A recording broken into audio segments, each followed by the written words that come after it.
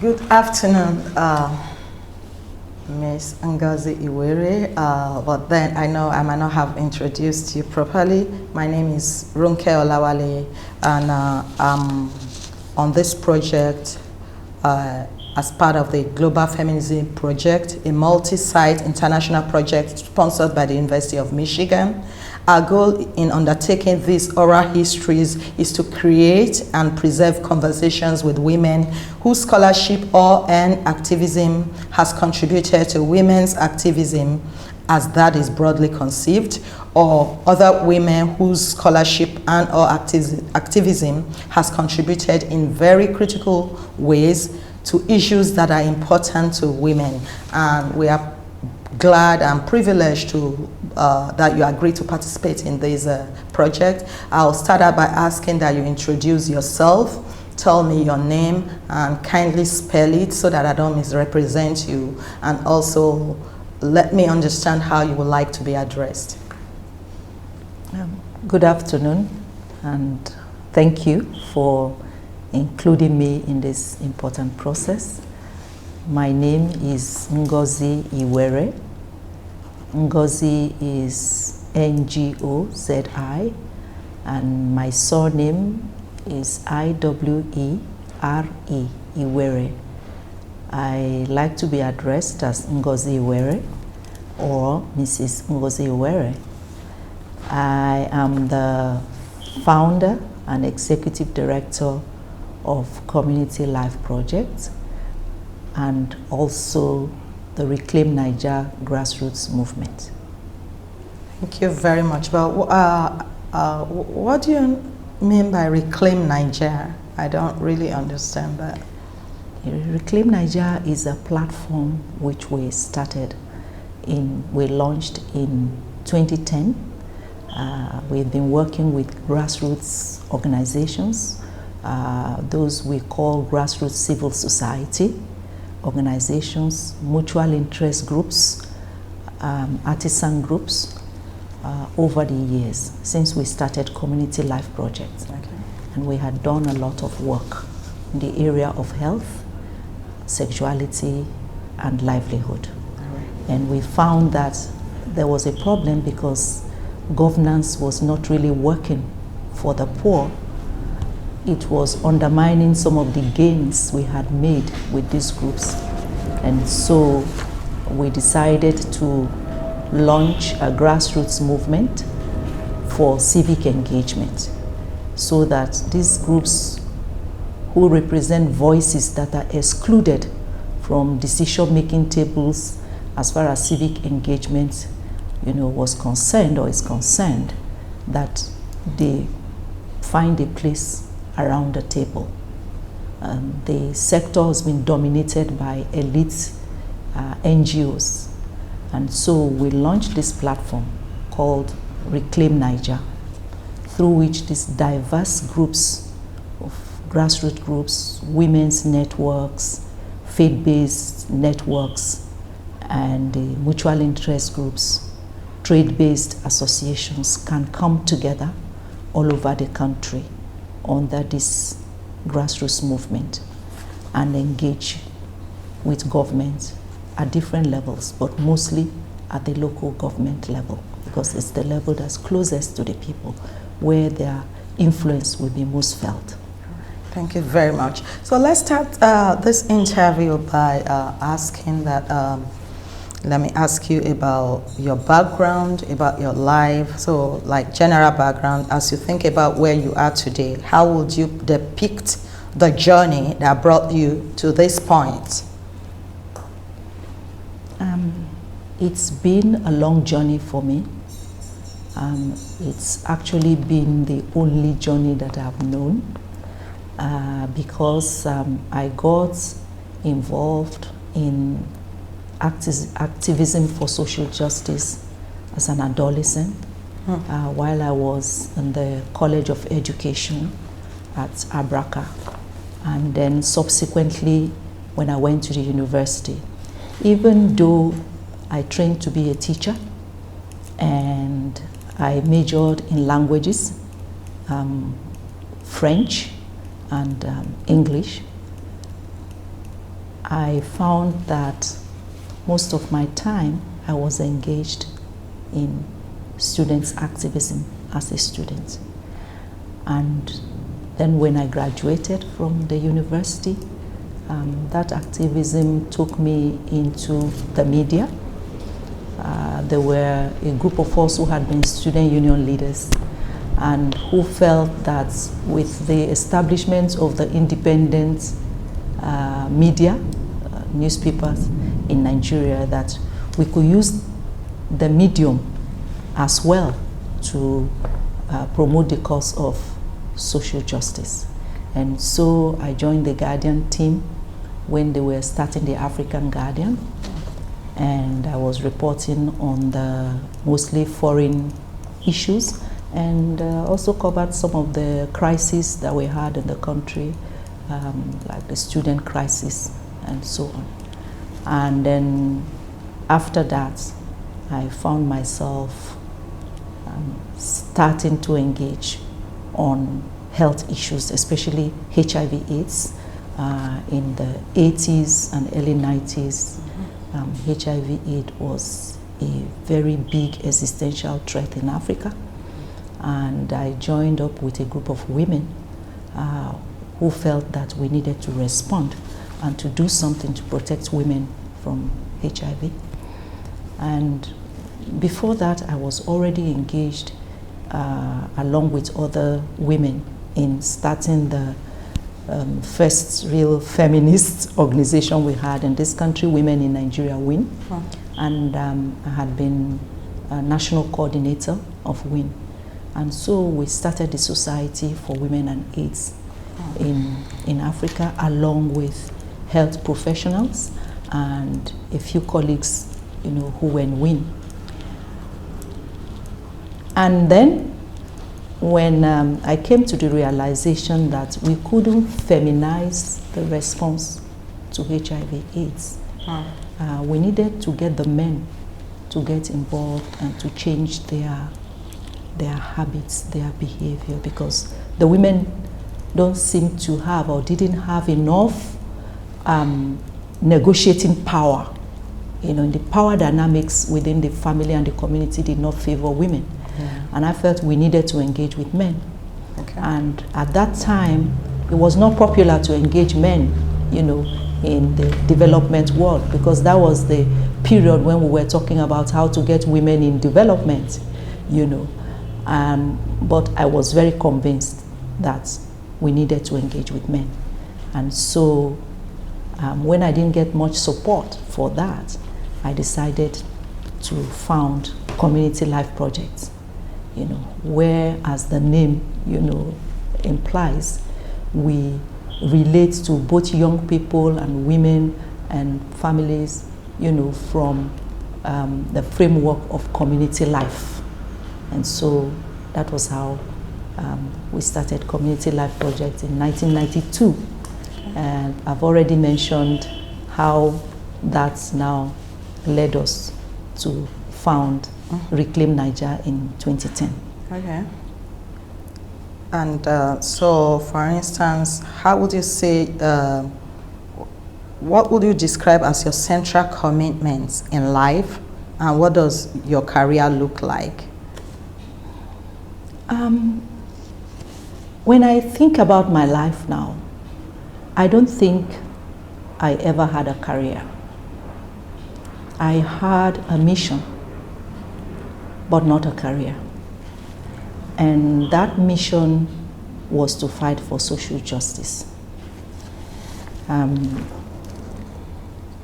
It so happened that in my adolescent years, people talk about their first love or falling in love or crush. It so happened that mine was with my country, and because of what was happening then in the African continent, with Africa. So I've spent all of my life, just trying to respond and to reduce human misery. So I see myself and my life more as that of an activist for social justice. Okay. And I passed through different phases, you know, in the course of this. I found it difficult to bring myself to think of a career because there was always that tension between pursuing the ideal and building a career. I found a career very restricting. I mean, there were certain things you couldn't do. And even when I've been working in the NGO sector and relying on donor grants, you also find that there are tensions because there are certain things you want to do and there are certain things you know is what is needed by the situation, but it's not a donor priority. But there is that flexibility that you could always choose whether you wanted to, you know, get involved or not. Whereas if I had a career, I think I would have had, you know, more restrictions, you know, and then there would be tension between my personal dreams, you know, and my personal goals and aspirations in life and what is required, you know. When you have been at the community level where we have been since 1992 in Nigeria, you see the suffering of people. That shaped our mission statement. Our mission statement when we started Community Life Project was to radically reduce human misery by engaging the people as agents of change. We wanted to promote agency on the part of the disempowered. And I learned it had a transformative impact on my life, on my philosophy of life, on what I think that life is. When I started this, it was just, oh, I need to respond to HIV and I need to engage the men. But once I got in there, I saw how, I saw that the real challenge that the poor face, it's about their dignity. I mean, that impoverishment is an impoverishment of human dignity. You know, whereas the narrative out there saw it as bread and butter, saw it as did people have enough food to eat, what's their purchasing power, how many dollars do they make a day. But I saw that this is something that it's really it's something that is really questioning, you know, the humanity of people, you know, and the kind of existence they live, you know, what is, and also I began to learn that part of the suffering that people face and the majority face is also caused by those of us who are privileged not really understanding the realities and what people really face and how bad it is. And so I think that when I got into the grassroots community work, I started becoming, I put it that way. I started to become more human and to understand the connectedness, you know, between all human life, you know. And really not just all human life, but all life.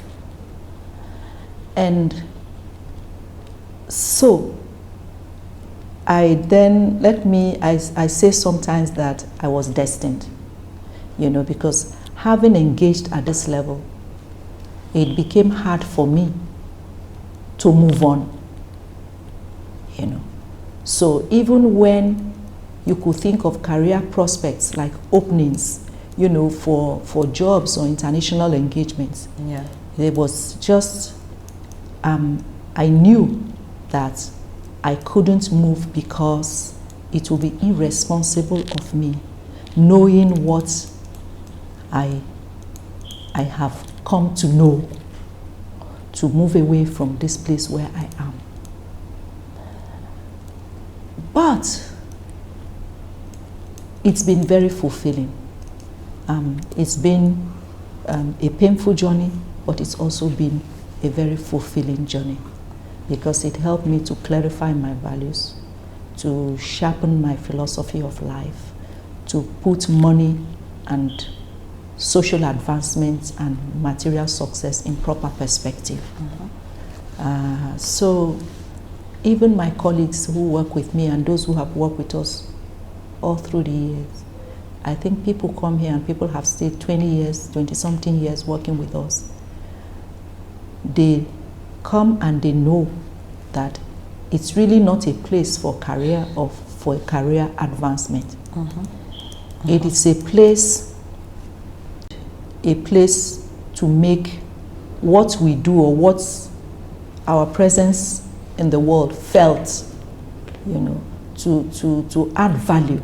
You know, it's a place where you can justify, you know, why you are here, why you are alive, and why you get up every day to do something. So yeah, if I were to look at my life as maybe my career, one can say, if we use the normal yardsticks, that I haven't done much for myself.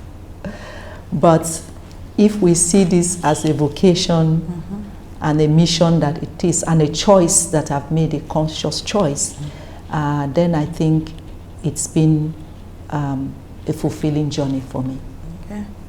Yeah, and so for that, maybe a quick wrap up of that, what would you therefore say is or some of your most significant lifetime achievements professionally now, because this is all you've learned to do? I think that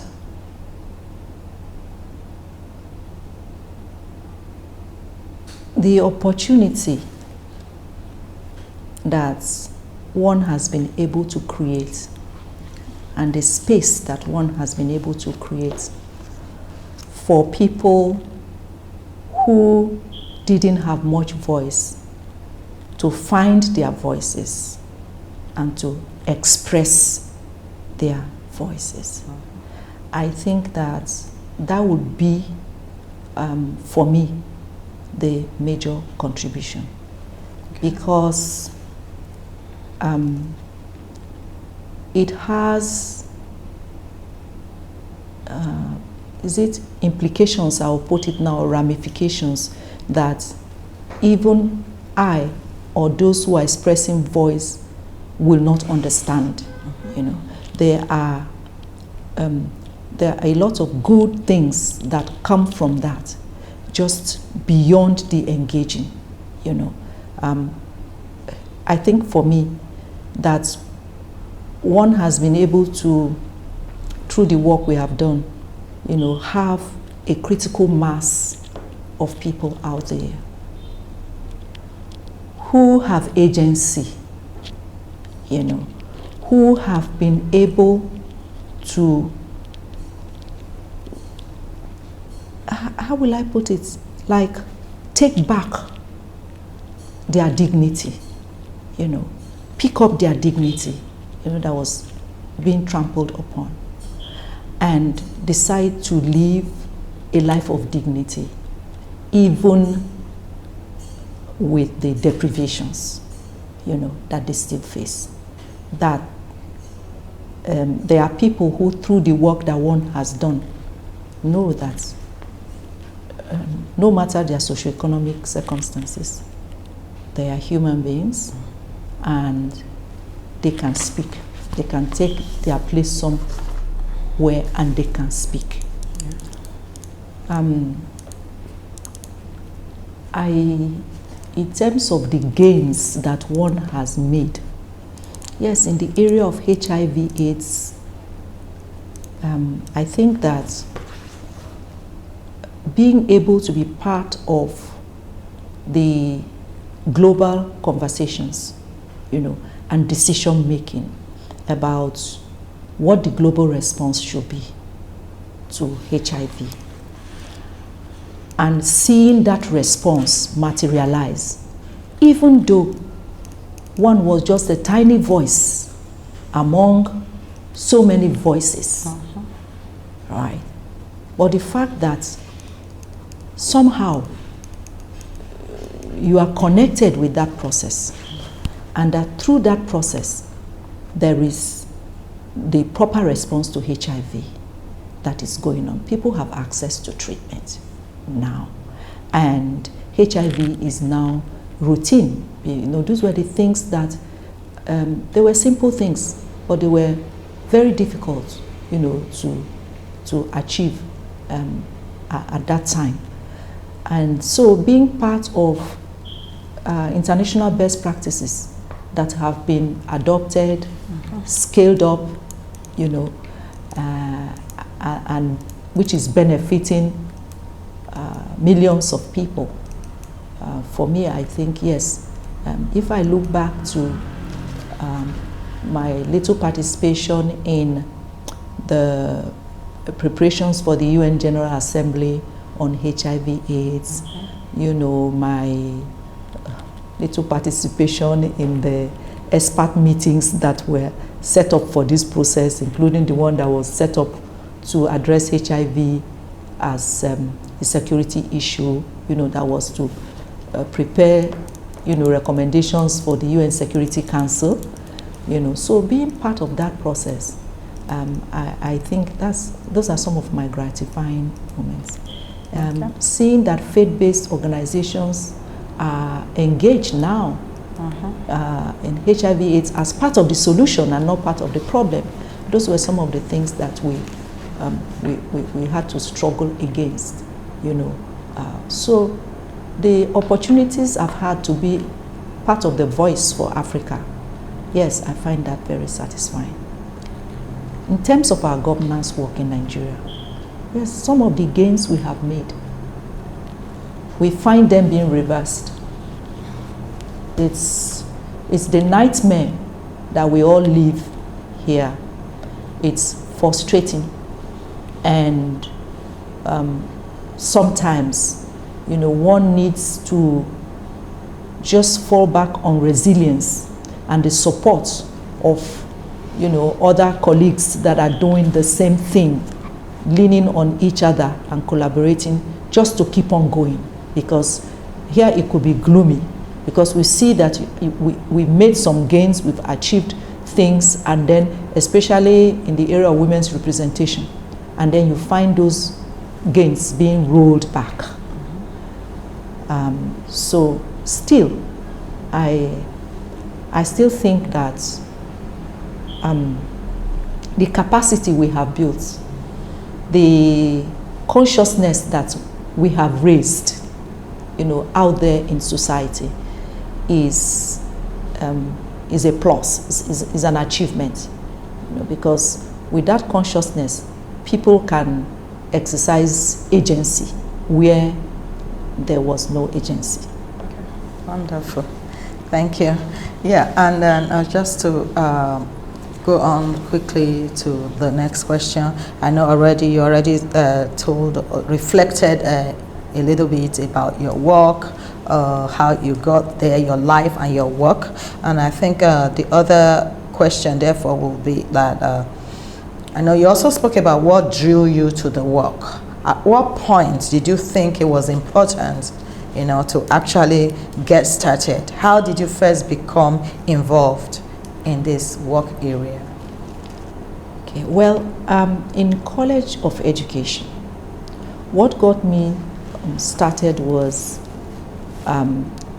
issues around students' welfare, students' well-being, democratization of education.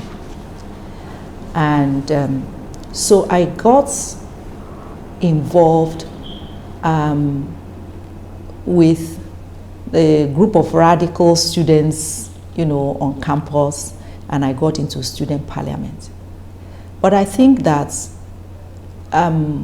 for my generation of feminist activists, the time, the early 80s and the late 70s, was a time where we had a left movement, you know, in the country, or at least we had lecturers and pockets of places in the academic system where you found people who had the leftist leanings. And because it was the period of the Cold War, and that time also happened to be the time when we were having quite a number of struggles on the continent for the decolonization of Africa. I got drawn to the left because they were those who were championing the cause of the downtrodden, of the workers, the proletariat, and there was a vision of an egalitarian society that appealed to me. You know, the whole idea that wealth should not be concentrated in the hands of a few as we have it now, where you have a small percentage of people controlling the larger portion of the wealth of the country, and you have so many, you know, majority of people out there who do not have, you know. And so I love the fact that socialism and communism was talking about how do you redistribute wealth? What is the legitimacy of having wealth? So I was in Bayero University, which had just been carved out of Ahmadu Bello University, and there were quite a number of radical lecturers there. And even while I was doing my youth corps and before I went back to the university to get my degree, since I did an NCE earlier, I started to read a lot of literature. So I happened to be part of that generation that consumed Karl Marx and Friedrich Engels, and you know, we read about capitalism, Adam Smith, and I mean a load of literature that was being churned out, and we had to study the history of revolutions, you know, around the world, you know, the Bolshevik Revolution, the French Revolution, and we tried to understand, you know, the history of humanity and how we got to where, you know, we were, and the political systems that were in place. I also took a course in political science when I was in the university as an elective. So we read a lot of those. And then we also read Frantz Fanon and Walter Rodney, How Europe Underdeveloped Africa, and so on. So the issue of the relationship between us, South countries, and the North countries, and the question of the unequal terms of trade, and the decolonization of Africa, apartheid, and all of that, we got involved in those. And then as student union. So we had groups of us who shared the same ideology, the same perspective in school, you know, trying to see what we could do in solidarity with other African countries and other third world countries. We saw those countries and our countries as the underdog, you know, in the global economic framework that was operationalized at that time. So yes, that is what deepened that. And I think that there were debates at that time about the national question and the woman's question. It was framed as the woman's question and the national question. So all these movements were going on: Zimbabwe, Mozambique, Angola, Namibia, South Africa, and we were very familiar with the conditions there. and the issue of the role of women in the liberation struggles. So there were all these debates we were having about how are you going to address the subordination of women? Are we going to address it on its own, or it's going to be the part of the global agenda, the general agenda to liberate society? So there was the view that if you liberated the working people and the other downtrodden members, automatically women will get liberated. Mm-hmm. We used to call it emancipation of women then. Mm-hmm. And then there were those who felt, no, it has to be both. You know, have to address the women's issues that are specific to women's emancipation, and also, and so when WIN was formed, Women in Nigeria was formed, it was on this basis, you know, and what WIN said, stated as part of its understanding of the situation was that, yes, women are doubly oppressed. They are oppressed as working people, as part of the working class. And then they are also oppressed and exploited as women, you know. So WIN was going to address that. And Women in Nigeria had male members coming from the leftist ideology that were supportive of the liberation of women. Of course, it's been a journey, and we've tried to understand what happened, whether it was a strength to have men in Women in Nigeria or it wasn't, you know. But yes, this is how I got engaged. Now, over the years, like I said to you, I began to clarify more my own values, my own ideological position, you know, my own philosophy and understanding, you know, of change and what it should be. And so all that idealism that we had as young people, I think all of us started to moderate it, you know, with the different realities that were going on and all the, you know, the dynamism of, you know, social change movements and political movements, you know, all over the world. Yeah, but that was the tradition, you know, that of struggle that I happen to belong to, or where I'm coming from. Okay, thank you so much. You actually began to address some other questions that should have been followed up questions, you know, how your involvement might have changed over the years. But then the only question I would just add is this: do you think these changes have been influenced by your own personal experiences through life? Yes, largely so. How? First of all, I grew up in a home where there wasn't a distinction between the male children and the female children. I mean, my brothers were expected to cook, back the younger ones, feed them, take care of them, and, well, the same as us. But when I started to grow up, interact with other people, and then go to the university, I began to experience the discrimination. I began to hear, you know, narratives, you know, that made women a little bit less than the men in terms of their humanity, in terms of their capacity. You know, so I saw that going on, and that was a big shock for me. Now, living in the northern part of the country, even and schooling there, also heightened my feminist consciousness.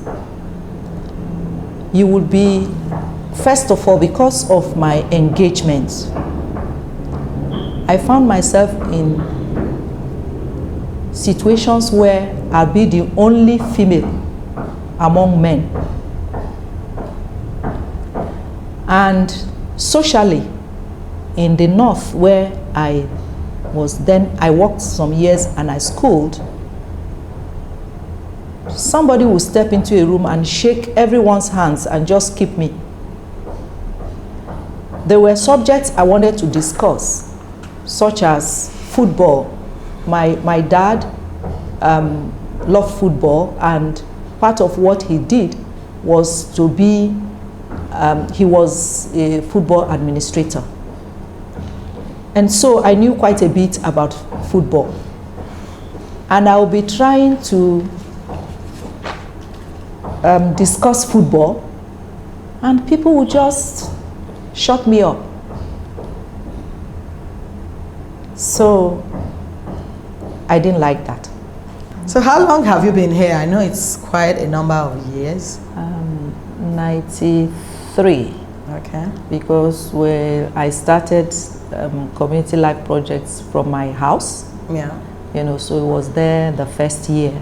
Okay. And then I think 93, 94, we were able to secure a part of this place. Okay. And then we've been here since then. The question therefore is, I asked then, at what stage, would you say that you actually began?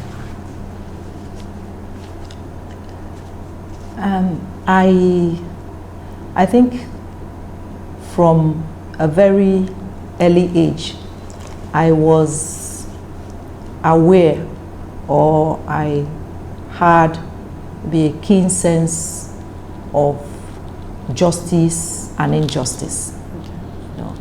I didn't like unfair treatment of anyone. And then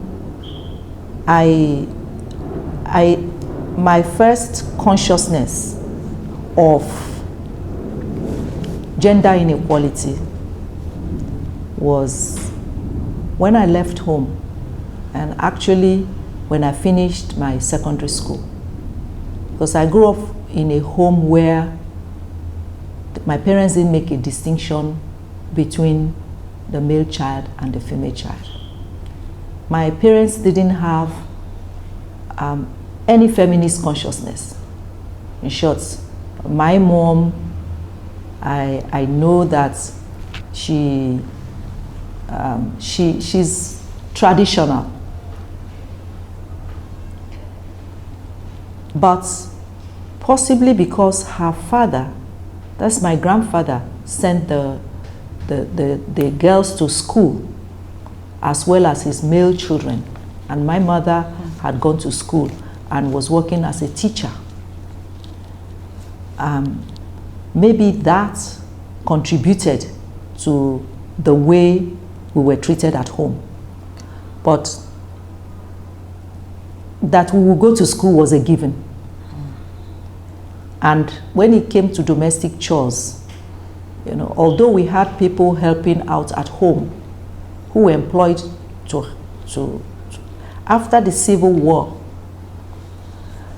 we went back home as refugees. And so when my parents finally got a teaching job, we didn't have the house helps that we had before. So we're doing all our cooking and cleaning and laundry. And we shared all the chores. And you know that the tradition here is the older kids, you take care of your younger siblings.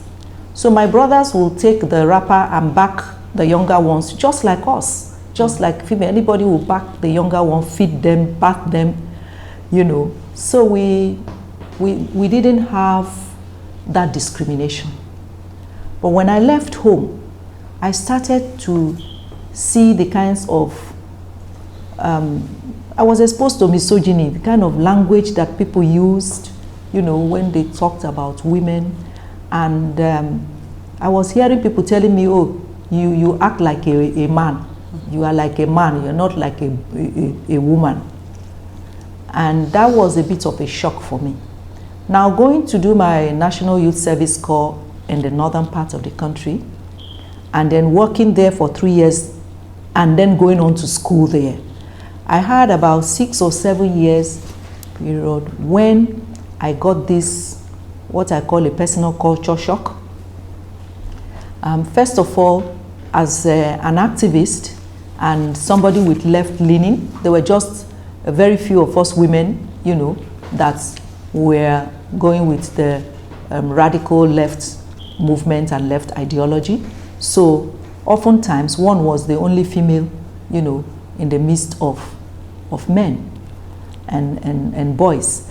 And when we are maybe interacting with others culturally, for instance, somebody will come into a place and find me and maybe 3 other men, and they will shake the hands of all the women and just skip me and shake the other person's. I'm sit down as if, you know, I wasn't there. So that irked me a lot. But our comrades, as we call ourselves, would say, you know, don't take it personal. You know, that's the culture, it's their respect. They're not going to shake a woman. Or maybe they're having conversations about football, because my dad was a football administrator. And so we all loved football. We grew up, you know, knowing him in football. He was a coach, a referee, and then he was the chair of the football association for our state, for Bendel State. So we knew about football. And it's not like now when Nigeria started winning international competitions, and so you have a lot of women and girls now interested in football. At that time, it was very rare to find women interested in football. If I wanted to voice an opinion, you know, people just ignored you and brushed it aside like you don't know what. I mean, you shouldn't come and stick your, you know, don't come and put your 2 grains of salt into, you know, the soup. So all those things actually made me, added, let me say, the feminist consciousness to already my consciousness of the injustice that was there, and my solidarity with the working people, with labor, and then with women now. So I became very combative. Okay. I'll put it that way.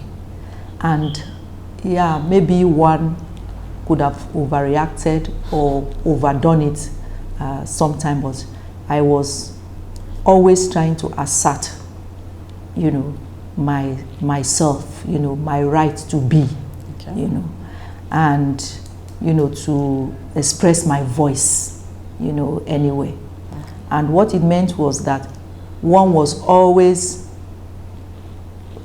fighting everywhere you went. You were arguing, you were trying to, you know, whether you went to the bank for any services, you know, the way you were treated, you refused to accept it, and I would say, I want to see the manager, you know, that kind of, you know, it added a little bit more of stress to the life, but one didn't think about it then as stress, you know, you just thought about it as, well, you just have to assert yourself. You just have to show that, you know, you are not what society says you are. You are not inferior to any man.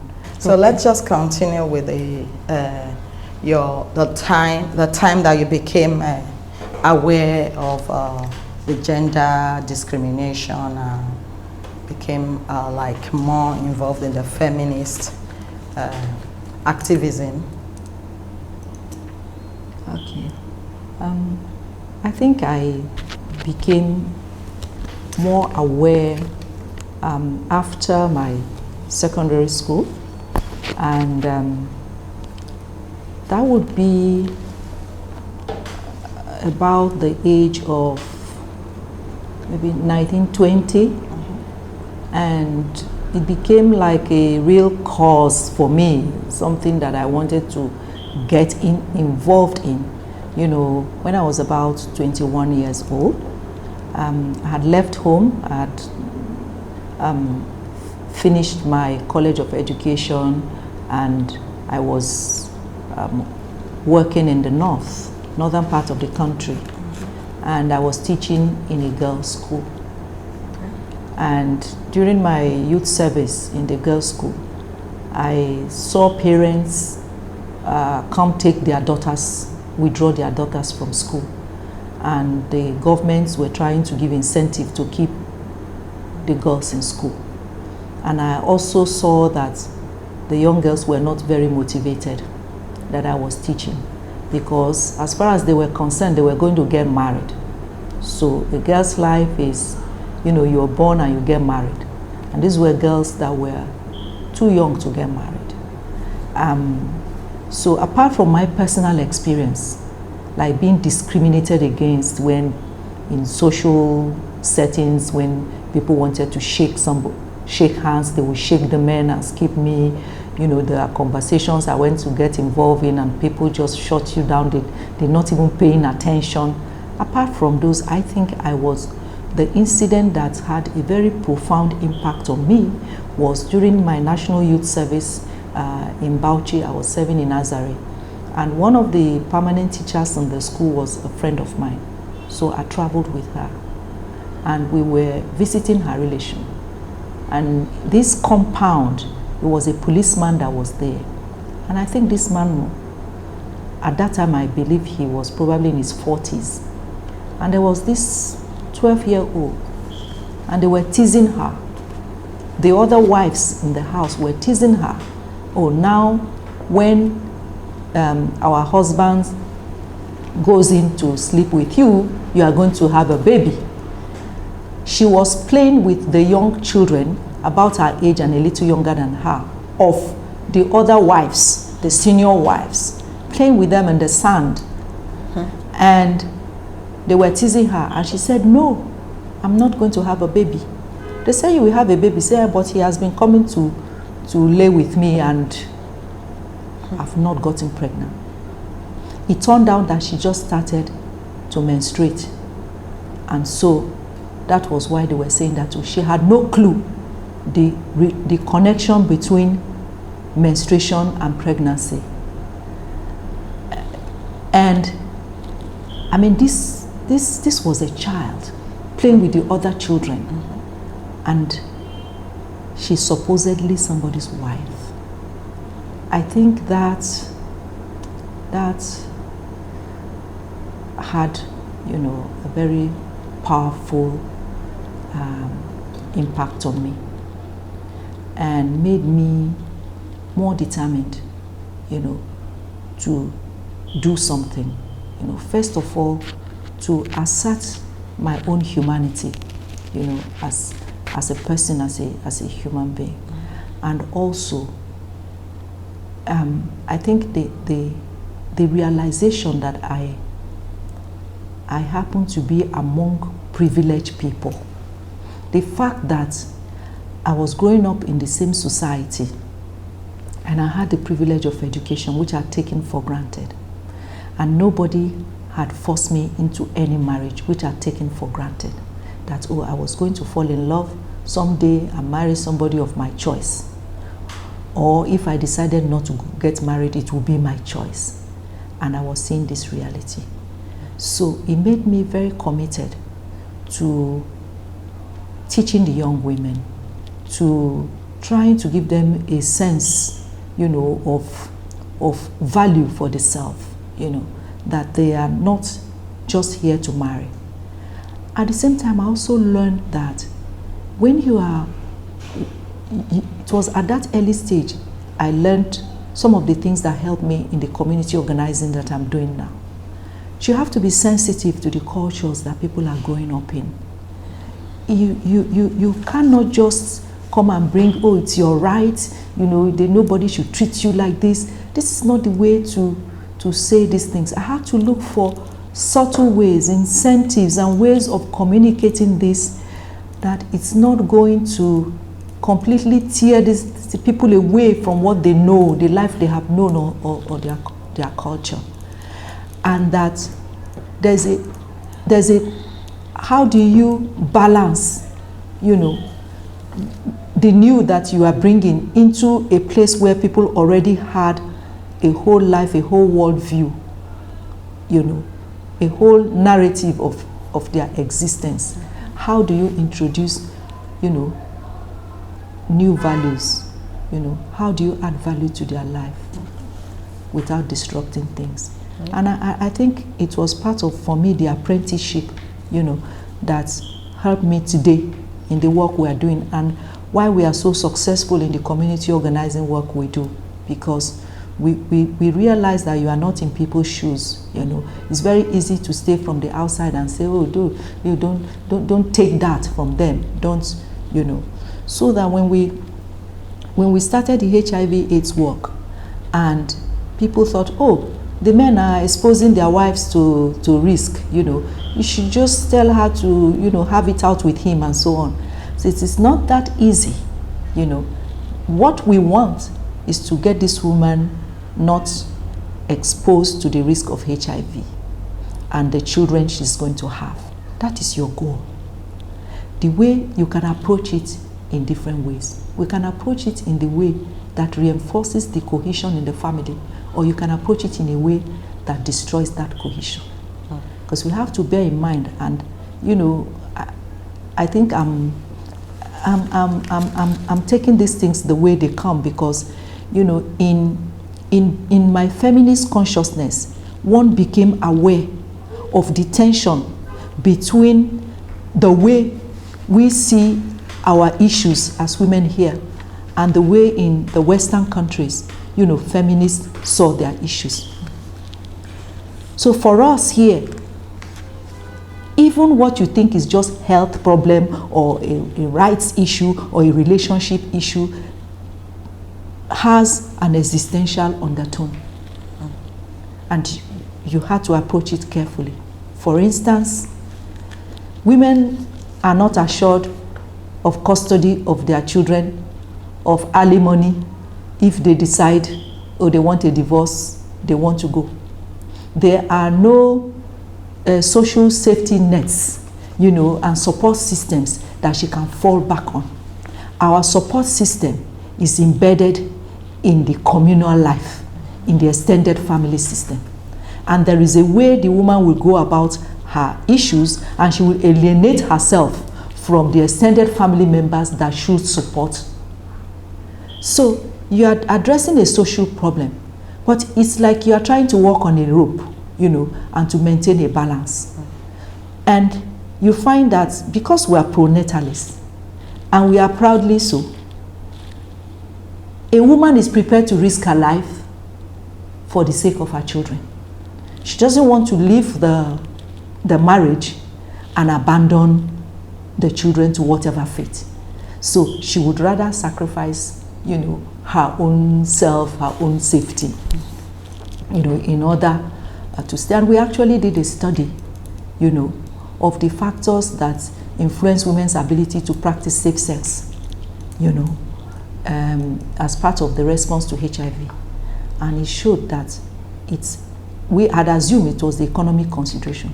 And we find no, it was cultural and social psychological factors, you know, that were, you know, more important in her decision than economic. Because we found households where the women were actually the breadwinners, and still, you know, they couldn't make the kind of decisions we thought they would make because they were considering other things, you know.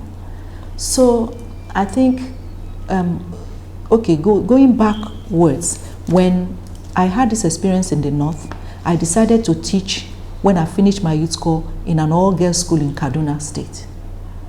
And there I tried to work with the young girls because of automatic promotion that the girls were getting.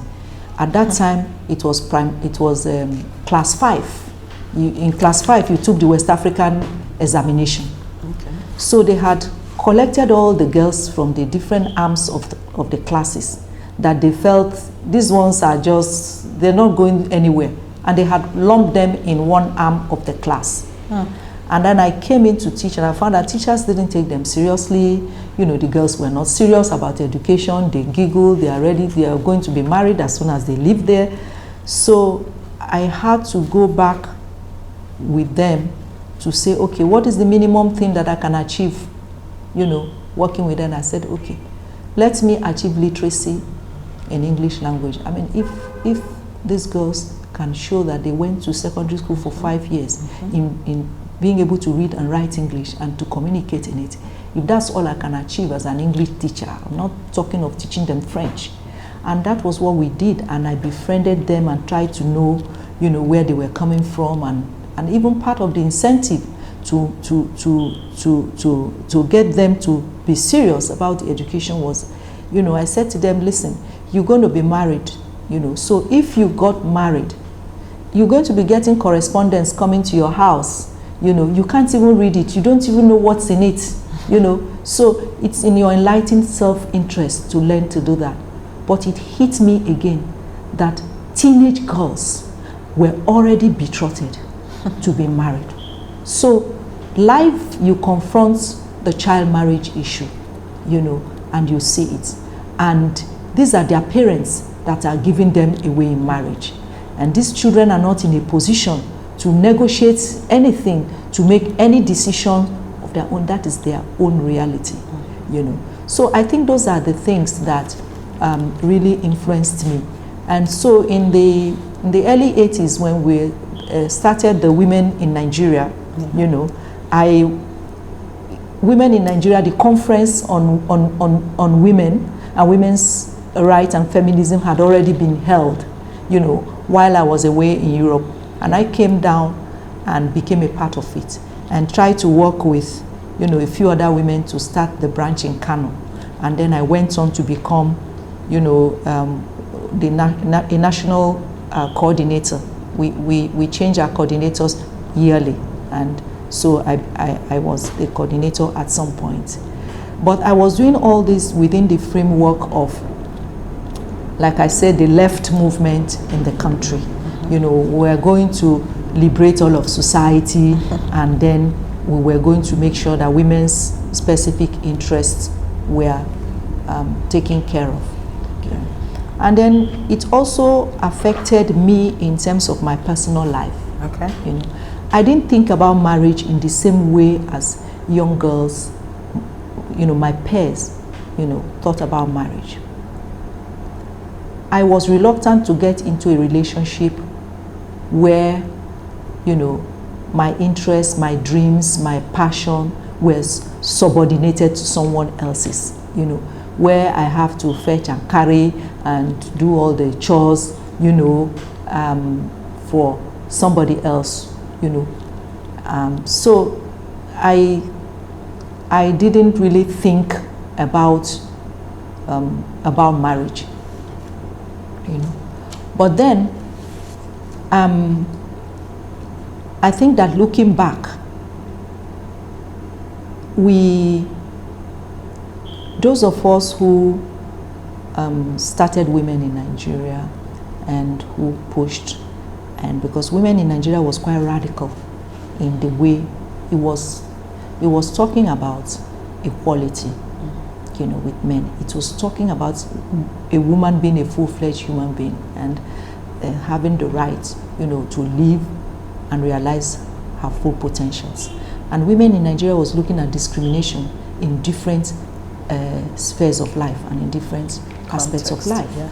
We were also addressing the issues of women's unpaid domestic labor, you know, which wasn't something that if somebody wanted to sympathize that, okay, we need more women in this, nobody wanted you to challenge what was going on in the domestic sphere. Yeah. But then when you look back, you found that we realized that patriarchy was the issue. It wasn't the men, okay? It was patriarchy. And so the enemy was patriarchy. What we had to challenge were patriarchal values. And so we needed to look at how we were going to address and begin to challenge patriarchal values, okay? So you look back, you found that many of us, if not most of us, well, wound up married, wound up being, you know, parents and, you know, parents. But it was for us, we looked at it like, no, we have to build those kind of homes that we're telling people is possible. You do not say this way of living and this norm is wrong, we should jettison it, and you want to replace it with something else, without showing people that what you want to replace it with is possible, and demonstrating that it has more value than, you know, what people are practicing already, than the culture that is there. So at the end of the day, we became parents, and we also wanted to raise those children, you know, that will be, you know, just see themselves as persons and not as male or female. And I think that, yeah, when I look back at our peers, you know, yes, most of us achieved that. That would be one of the things we achieved. And it's also been part of the conversation with colleagues, and I think it's probably part of scholarship. People would have documented that. That for us here, yes, we are part of the pro-natalist culture of, you know, the society. It's not about the men or not getting married. It's about that ideology, that way of seeing things, you know, that has graded the humanity of people according to their gender, you know, or their sex. It's also about division of labor, you know, and the dynamism of society is on its own helping to redefine that. And it's about introducing justice, you know, and peace in the home. And this is where religion comes in. Because you see, even though we were, the communist and socialist ideology appealed to us, the atheism didn't have such a strong appeal. And so what we found was, yes, there were a minority of our comrades and those who were in this struggle with us, you know, who were atheists. But you had the majority of us who still practiced our other faith and our other religion. We may have had that rebellion, you know, in the early days against religion because it did not provide the solution to the issue of women's exploitation and oppression. But eventually, we were able to say even the way, the practice of religion. And we decided to study what is the teaching of religion and what is the practice of religion. We were able to understand how cultural influences, you know, shape religious practices, you know, and religious rites, and how religion itself is used to rationalize things that are injustices, you know, that are embedded in the culture of the society. And so that kind of made our work cut out for us, you know, about what to do.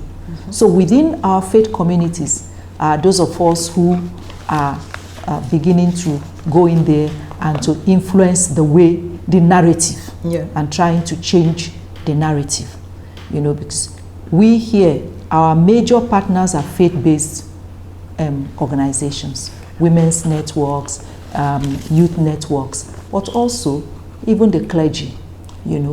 One of the things we do here is to look at the Catholic Church, for instance, that has pre-marriage instruction classes for people preparing to be married.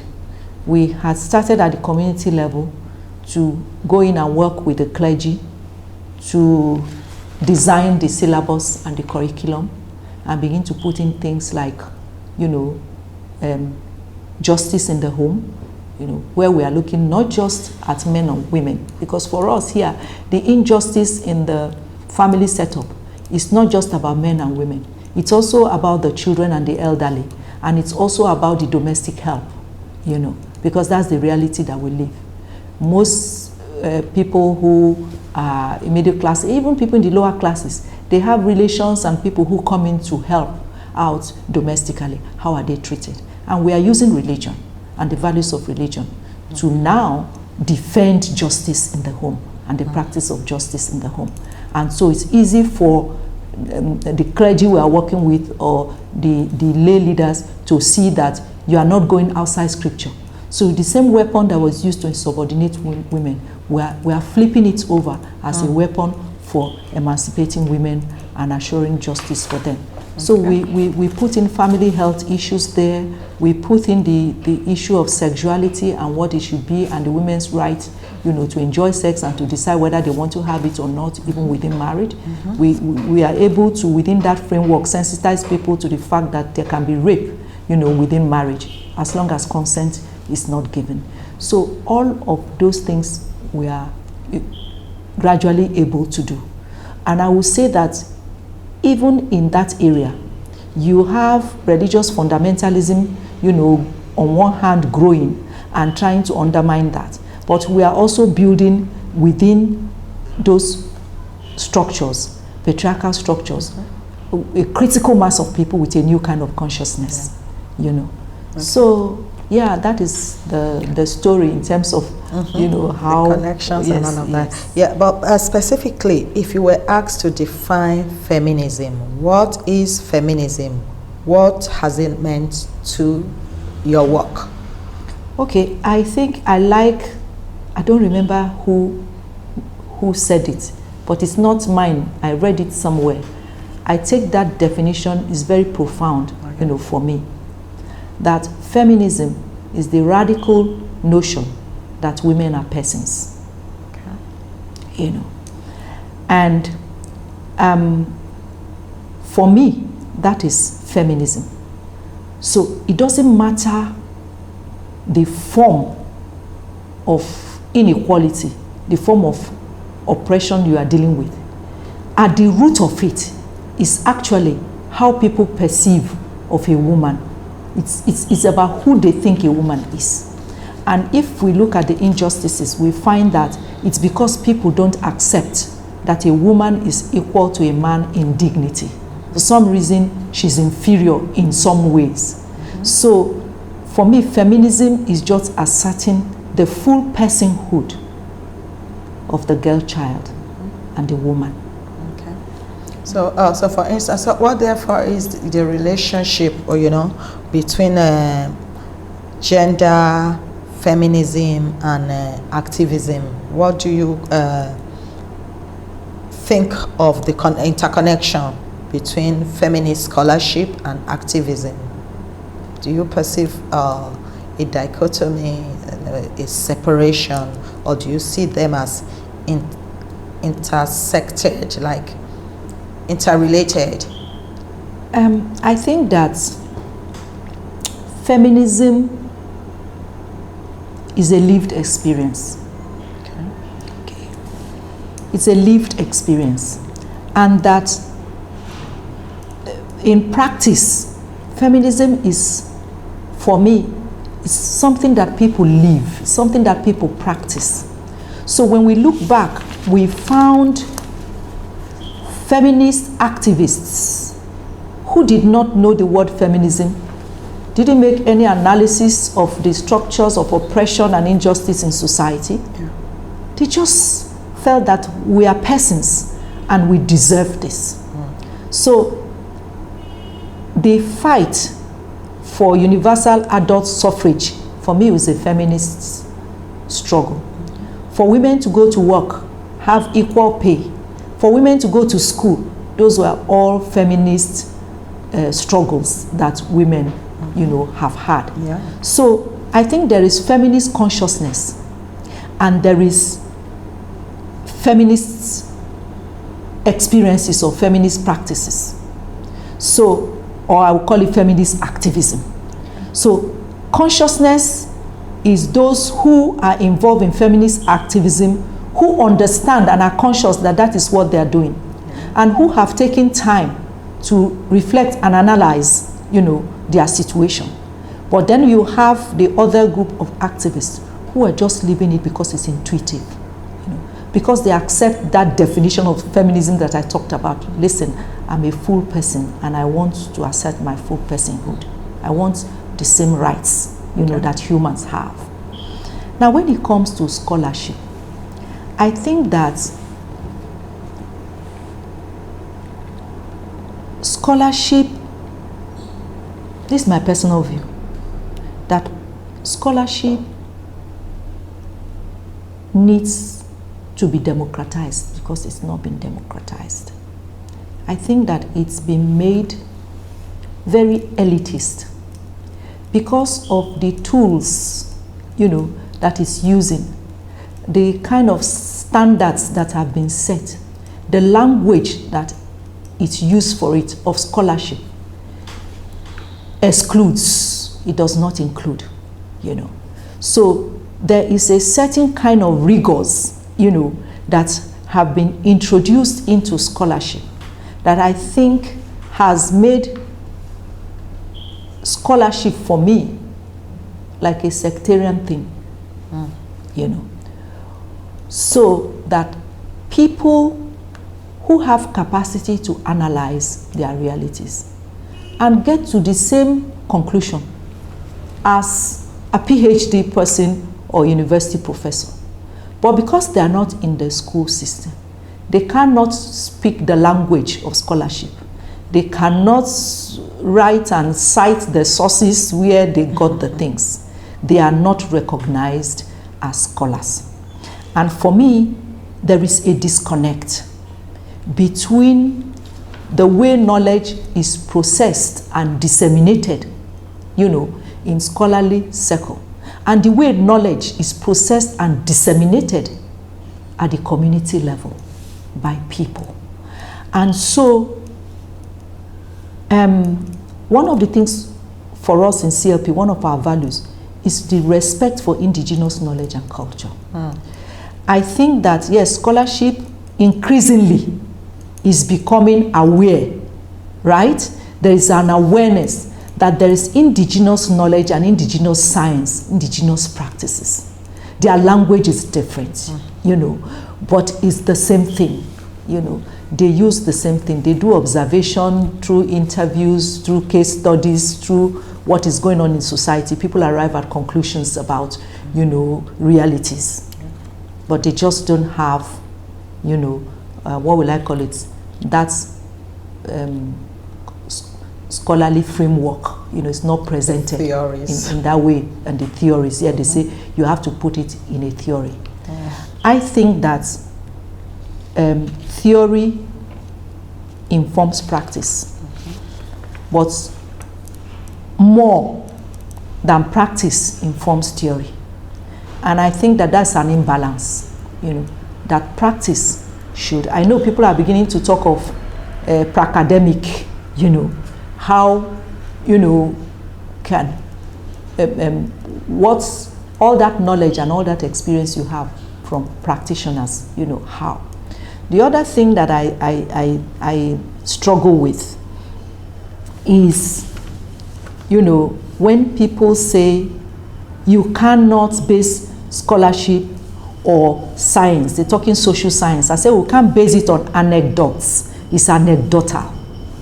And I'm like, to me, quantitative research is just a quantification of anecdotes.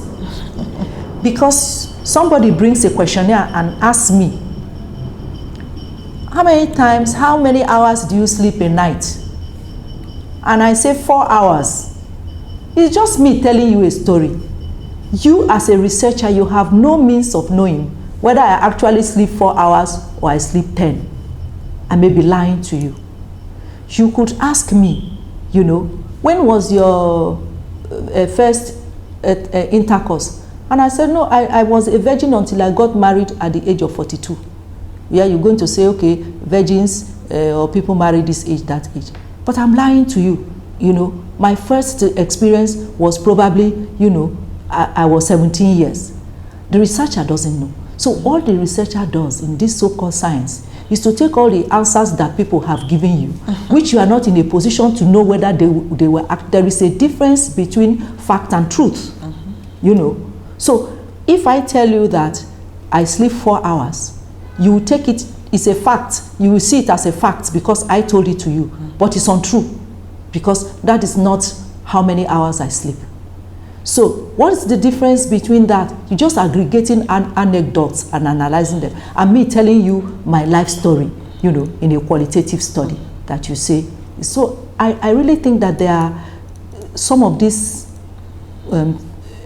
things we need to connect, you know, that things are more connected in real life than they are into theoretical constructs or in scholarly constructs. Okay, yeah. Thank you. Yeah, so quickly, let's just talk, what therefore is the relationship between your work, for instance, and other activists, other feminist activists and scholars in Nigeria?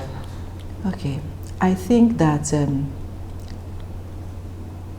and then we'll go on to the, and globally too, okay. The connections. I think that maybe because of my trajectory, yeah, that connection was made objectively, not really subjectively for me, because the ideas and the values I shared were shared by people in academia. And so we were able to get literature, to read, to analyze, to organize seminars and all that along with them. So that connectedness was established right from the beginning of my activism. Okay. And then, of course, we make the link between what we're doing and labor. When I was one of the NANS leaders, you know, the National Association of Nigerian Students, we started the process of forming an alliance with the Academic Staff Union of universities, because sometimes they did not agree with us. And so we found that no, we shared common interests and common objectives. We wanted the democratization of education, and they wanted the same, and we wanted standards. And then also we started the process of making a link with the labor movement, you know. So those connections were made ideologically. And then, of course, those of us who came out from the students' movement and the labor movement, you know, many of us are today running non-profits and running civil society organizations. But we have a long history of being in the trenches together. And so we are coming, I mean, Abiola herself is coming from a student union tradition. So even with the media, we have connections with the media. People like Owe Lafkemfa, Kayode Komolafe, you know, Edwin Madenagu when he went to the Guardian as editorial board. Quite a number of our colleagues and comrades were working in the university or the media or running non-governmental organizations and human rights groups. And so we were friends, we are buddies, we know each other, we've struggled together, we've been in the same trenches, we are close, you know, really close. And so collaborating for us, it comes naturally because we've been collaborating. And it's also, in a way, it's an advantage, you know, but there is also a downside, you know. And that downside is that we find that we don't so much bother to document the collaboration we are doing, you know. I mean, we say things like we are going to partner with somebody. We don't have a partnership agreement. We've not signed anything. Yeah. You're just going to call up your colleague and say there's this thing to work on, and they just do the work, and then you don't bother who gets the credit, you know, for the work. So that kind of collaboration and networking is going on because of our history together. Now, if I didn't have that history, or for somebody who doesn't have that history, I wouldn't know what form, you know, how that collaboration is happening for them. But for a lot of what we are doing now, I think we're just, you know, falling back on it. We're just doing what we've always done, only with different platforms. Okay. You know. And then internationally, what kind of you know, connections and you know, do you have? What kind of ways do your work intersect with other global movements, feminist movements, for instance? Yeah. Yeah, I think internationally, the fact that, for me, that I started Community Life Project and also co-founded with others the Society for Women and AIDS in Africa, gave us linkages, you know, to organizations and foundations you know, outside Africa who are supporting this kind of work and who are doing this kind of work, you know. The Society for Women and AIDS was born as a result of the 4th International Conference on AIDS in, I think it was in Sweden. Okay. And the African women that went there agreed among themselves that, look, from what we are learning about this virus, African women are in serious trouble. So we need to go back to our countries and do something to target women. So SWA was a Pan-African thing. So it was a Society for Women and AIDS in Africa, okay, and then SWA, yeah. And then the N for Nigeria. Okay. You know, and so we had that in other countries, and we kept trying to organize conferences, you know, to bring people together to learn and support each other and think of what we're going to do. Okay. And with respect to work on other gender issues at the community level, you know, we are linked with organizations that maybe, like I said, supported our work. Yeah. And through that process, you know, taking part in a number of international conferences on either women and health issues or just women's issues in general, where feminist issues are, you know, discussed and exchanged. So in those international conferences, we had, you know, opportunity to network with colleagues from, you know, other parts of the country and to be part of a global movement, you know. For I already mentioned the movement for treatment access for HIV. You know, we were also part of that whole international movement, took part in the debates at the international level that was going on and discussions, you know, to put Africa's voice and African issues, you know, on the table, you know, and also to win support from women from other developing countries. Yeah. Yeah. Okay. Let's go on. So for you, therefore, how would you kind of describe a feminist movement in Nigeria? You know, what's your analysis, evaluation, and expectation of the development of feminism in Nigeria? Okay. Well, we are, like I said earlier, we are debating whether we have a feminist movement or we don't have a feminist movement. So, and that is still something that we are talking about. Okay. And what is a movement? There are people, we have different perspectives, you know, on what a movement is supposed to be. My take on this is that, you know, when we have different groups of people in different places sharing a common ideal and deciding each one to bring different things to the table, their resources, their strengths in what they have, and even their perspectives to the table, to drive and push for change in any given area. I will see that as a movement that is working towards that. Okay. Now, what we have had in Nigeria, we had, tracing back, you know, we can talk about women's anti-colonial struggles. We can talk about the Funmilayo Ransom Kuti contributions and the struggles she led with people like Margaret Igbo, people like Hajia Gambo Sawaba, who, you know, organized women's groups, you know, and women around a common agenda to confront the colonial forces and what they saw as economic injustice, you know, from the colonialists, and being able to win concessions, you know, from the colonial administrators, or to sack an Oba, as in the case of Funmilayo Ransom Kuti. Those were movements that occurred.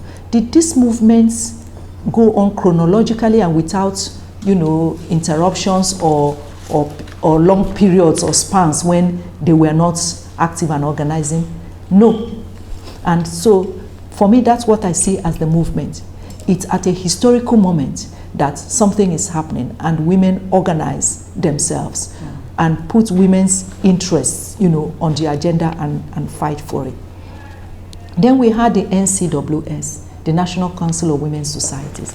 NCWS existed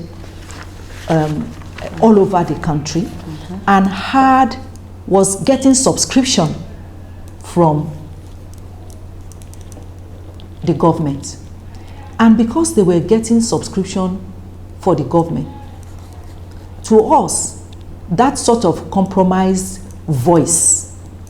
And when we started WIN, we saw NCWS as the women's wing of the establishment, you know, of the status quo. Yeah, but they achieved, you know, a number of things that they, you know, they were able to achieve for women, just to improve women's conditions. But they were not a political organization.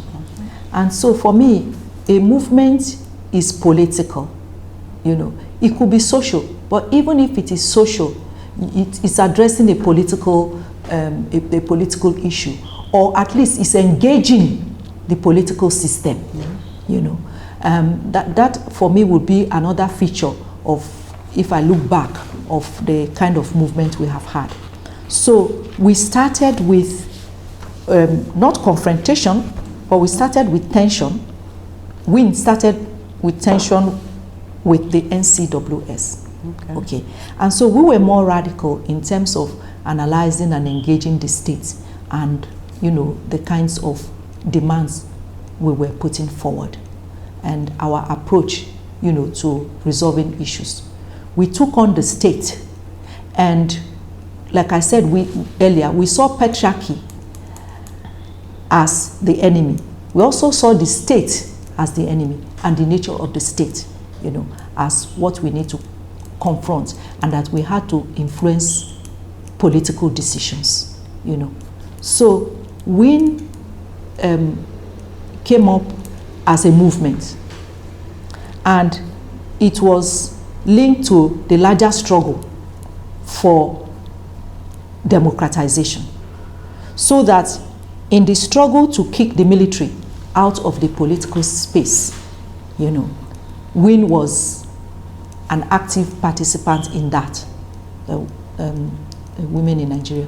But WIN was also a strong voice along with the students, you know, asking for the Ministry of Women Affairs. Now, what new actors came on the scene after the ICPD, the International Conference on Population and Development that took place in Cairo, and then the Beijing conference that followed. So quite a number of women participated in these conferences and then came back, and that created a whole new set of actors who promoted women's rights, and the language was changing.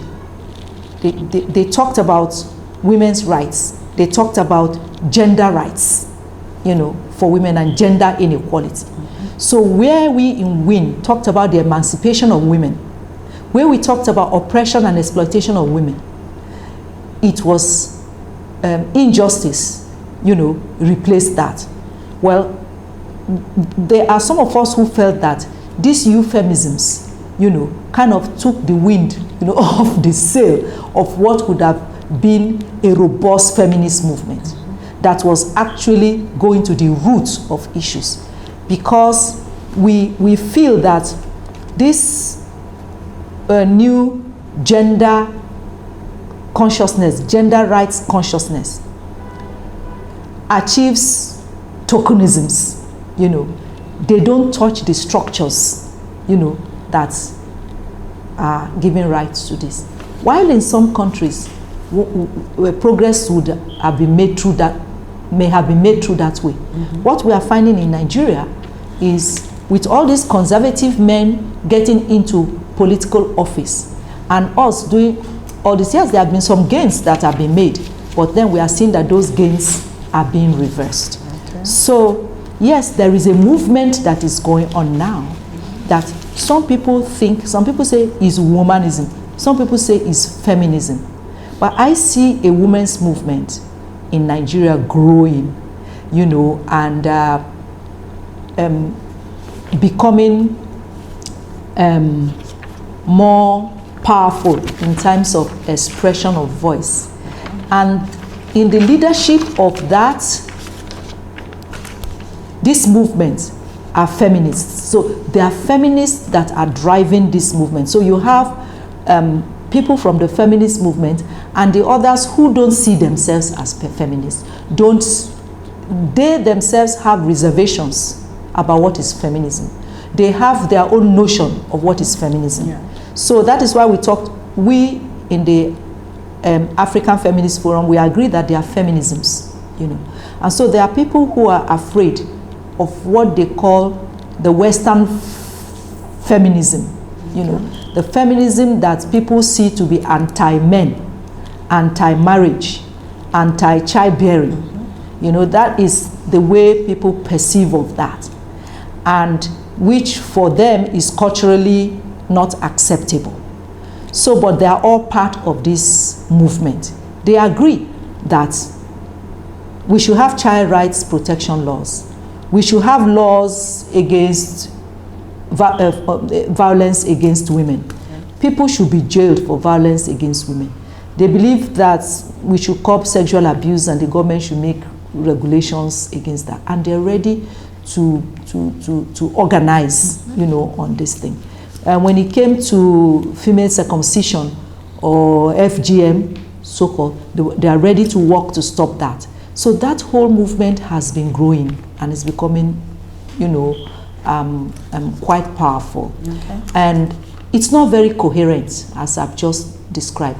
And the conference that is being planned is to try to achieve some of that coherence and come up with a minimum program of action and, you know, charter of demands that we are all agreed on, that movement can purposively work on. Okay. But yes, there is a movement. Okay. And in all of this, what is your role? Where do you see your work in relation to this movement? Yeah, my role is to look at the class dimension. All I've been trying to say since we started is that for me, there is gender and there's class. And so women are not heterogeneous as a body. And there are women who exploit other women, and because of their class position. Yeah. And there are women whose class interest, you know, is not in harmony with, you know, everything that a women's movement represents. Yeah. And so we need to address those issues. Okay. We have to, for me, what I want to see is inclusion of the excluded, the disadvantaged grassroots women, the low-income grassroots women that I work with. Now we're having a situation where if we are not careful, we are going to replicate the same mistake that we made in governance, where the middle class and the elite capture everything, all the space, all the decision-making organs, and they're making decisions using their own realities and their own self-interest, because they are completely disconnected from the realities of the majority of Nigerians at the grassroots.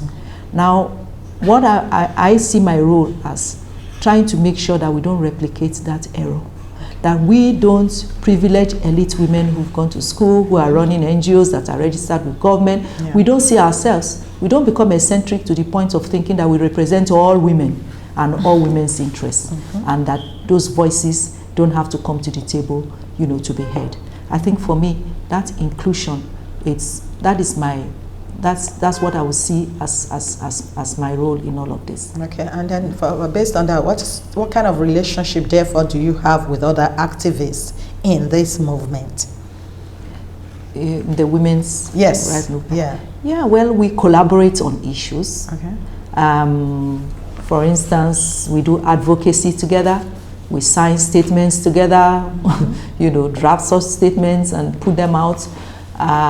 We agree on what our position should be on a given issue. Yeah. We negotiate it, and then we speak. Yes, that is the kind of collaboration that we are having now, you know.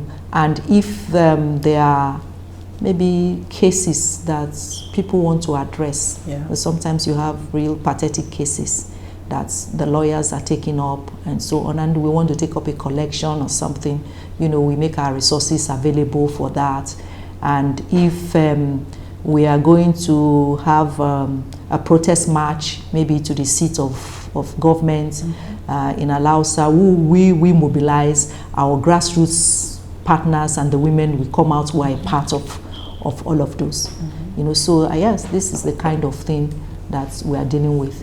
What is lacking there is, like I said, a program that we sat down and purposely designed. What is happening? We've been responding to situations, you know, situations we are not proactive, you know. So this movement now, for it to be proactive, we have to have this conversation that we want to have, and look at where we agreed and where we are disagreed, and what are the minimum program of action, and each person decides what part of that program of action, yes, the agenda they're going to be pushing. And we know that there's a coherence, and what successes we are having, you know, in our different areas can reinforce what people are doing in other areas. Okay, sounds good. Yeah, you said a lot about feminism, African feminism. What really is African feminism, if you were asked to give a definition?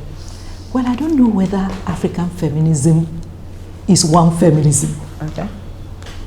Because I think that as a practitioner, there is a limit to the reading that I'm doing. But what I can say that is clear from the way we organize and the issues we deal with, and even the international forums that we have participated in, our issues are different. Okay. The issues confronting the African feminists are existential issues. These are the issues of life and death. We are dealing with issues of the right to life, access to health care, access to water, access to sanitary facilities, you know, electricity, just energy. Those are the issues we are dealing with. The long hours that the African woman has to put in. Access to infrastructure like roads.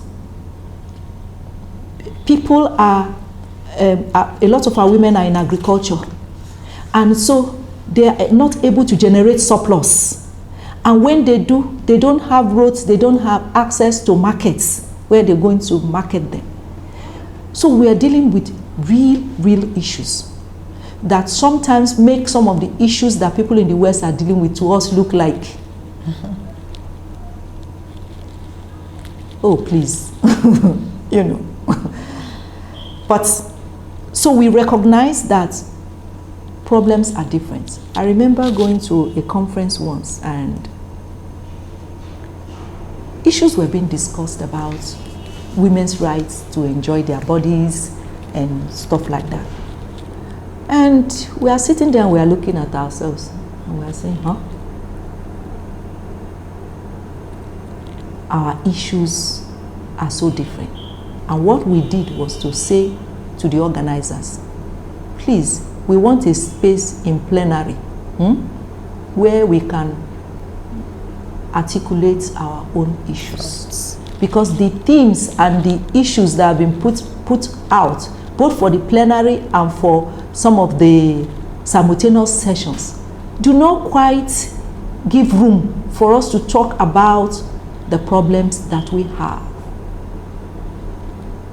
Girls are being passed over, you know, their education by parents who prefer to educate their boys. So what we are dealing with as African feminists, sometimes you look at it and you find that it isn't even so much as what is happening to you as is what is happening to the collective, you know, it's to womanhood, you know.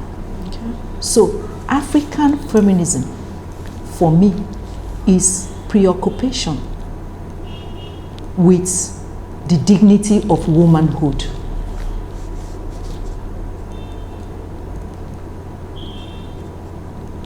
And like I said before, it's about gaining societal acceptance of the full personhood of girls and women. So we may approach it from different angles. We can use different strategies to address that. But I believe anywhere you go in Africa, this will be the preoccupation of the women's movement. How do we get laws that guarantee this? How do we get governance that guarantee these interests that we're talking about? That is the preoccupation. So people are changing legislation, trying to get women into positions of power, you know, to positions of decision making, try to influence government decision, all around, you know, these issues.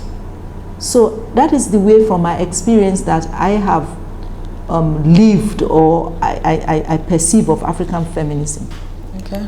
Yeah. So well, maybe the other question, therefore, is in your own views, do you think there are any ideological differences between African feminism and Western feminism?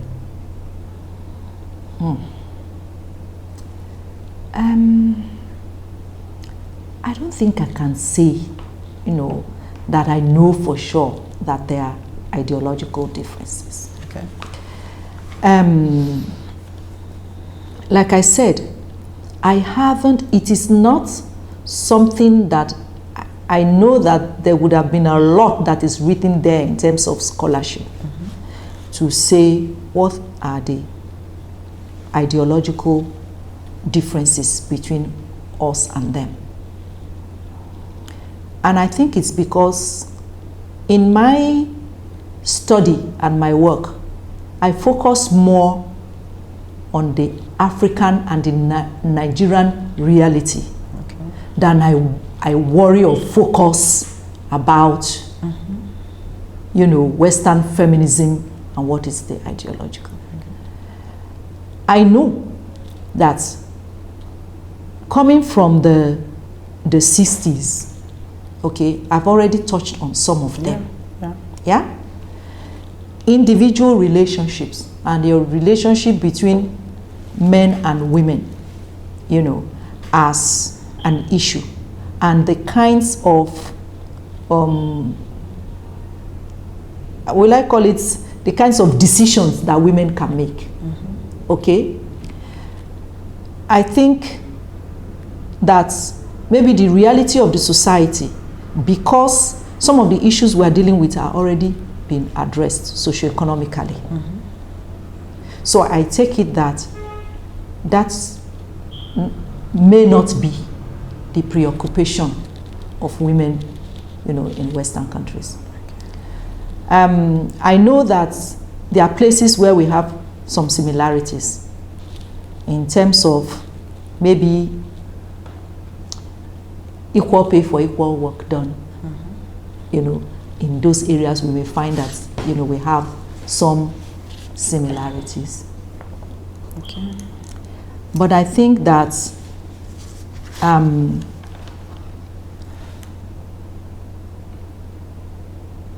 the narrative, I mean the popular narrative about Western feminism,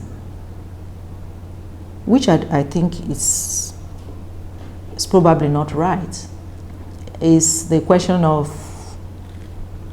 these are women who don't want to get married, or they don't, you know, want to have children, and so on.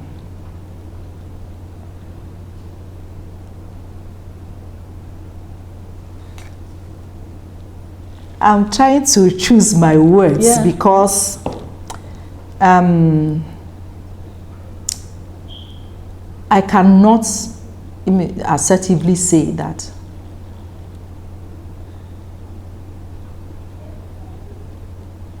I know very well what the ideology of Western feminism is. Okay?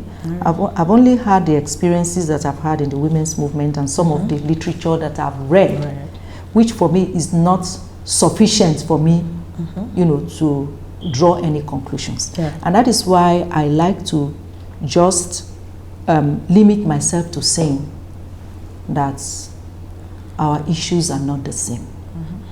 Okay? Yes. That much I can, you know, assert confident that our preoccupations are not the same, and our values are not the same. But we have shared values. You know? And I think that the shared values that we have is the principle that there should be gender equality and there should be equity in the public space as well as in the domestic sphere. I think that is a common ground for, you know, all those that I am aware are working on women's issues. I think we are all agreed on that. That what constitutes that equality, what form it should take, the cultural context within which that should be actualized, for me, is different. And if you look at the African feminism, you'll find that there is a strong role of culture and religious influences in the way the African feminism is constructed, the way it's conceptualized, you know, and the way it's expressed. So, culture and religion forms a strong part of that feminist ideology. It is not taking place outside the context of, you know, religious beliefs and practices and the culture in the different ethnic groupings, contexts that we have in the country. Now, I wouldn't know how that, you know, plays out on. I can give you an example. We did quite a bit of work on unwanted pregnancies and abortion with colleagues, and we had colleagues, you know, from the Western countries, particularly the United States, and they used to say to us, "Are you pro-life or pro-choice?" And we say, "Of course, we are for life." For us, for you, abortion, the way we understand it, is about a woman's right to choose and probably who's going to pay for it. For us here, it's a life and death issue. It's a public health issue. So, if you also look at our family planning policies, when the policy said, oh, 4 children to a man, or 4 children to a woman, sorry, people raised a lot of issues, including feminist voices. Why are you saying 4 children? But what is it that informed it? What informed it was, again, public health and women's health. It's maternal and child health. That is what shaped that policy. Because women were having too many children, too frequently, and so if you limit the number of children that a woman will have to 4, that gives her a higher chance of survival and not dying of childbirth. Also gives the children a higher chance of survival. So just going back to what I've said before, that our issues are existential. You know, we are dealing with existential threats. You know, threat to life, you know, and to health and to well-being, as against what I like or what I would prefer, you know, to see as my exercise of, you know, my decision-making right. Which is not to say that we do not recognize the importance of people making their decisions and women making their decisions. We are not underplaying that. Okay. We're just saying that there are such priority issues, you know, that you need to address while recognizing that women should express voice. We have to take those two things together. In what does a woman express voice? We want women to express voice on ending gender-based violence, for instance, you know, on ending child marriages, for instance. We want women to express voice on making sure that roads are paved so they have access to market. So I would say these are the features. I am more familiar with those features of the feminisms that I've experienced or encountered or read about.